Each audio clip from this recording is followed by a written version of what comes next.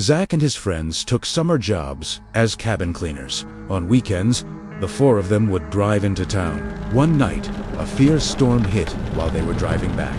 The highway snaked through a lonely, mountainous valley with almost no cell service.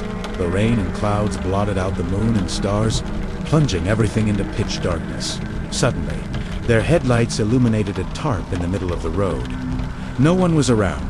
They hadn't seen another car for hours. Where had the tarp come from? Zach cautiously got out to investigate. He lifted the edge of the tarp and gasped in horror. Lifeless eyes stared up at him from the pale face of a dead body.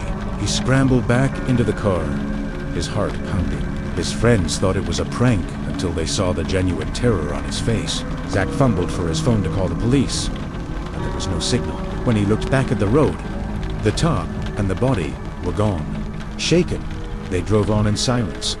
The only sound but the drumming of rain on the roof or the occasional clap of thunder. Nearly an hour later, as they rounded a sharp bend, they saw it again.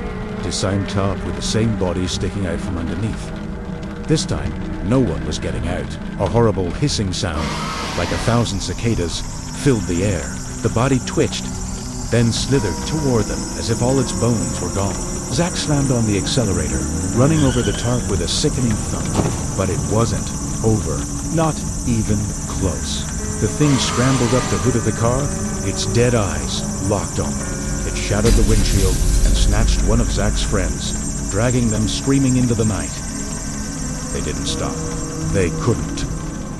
The three survivors sped toward the lodge, only to find the tarp waiting for them by the entrance. The hissing was louder now as the thing lunged at the car.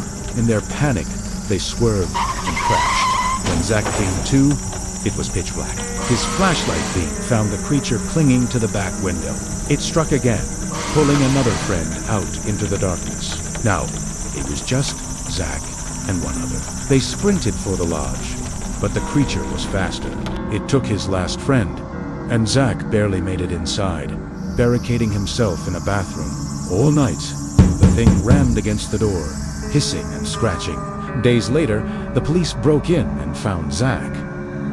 But they weren't there to rescue him. They arrested him for the disappearance of his three friends, and for the murder of a John Doe, a fourth body they'd found in the next room, covered by a familiar-looking tarp.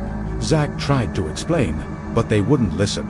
As they led him to the police cruiser, two of the officers decided to go back inside, just to take another look at that body.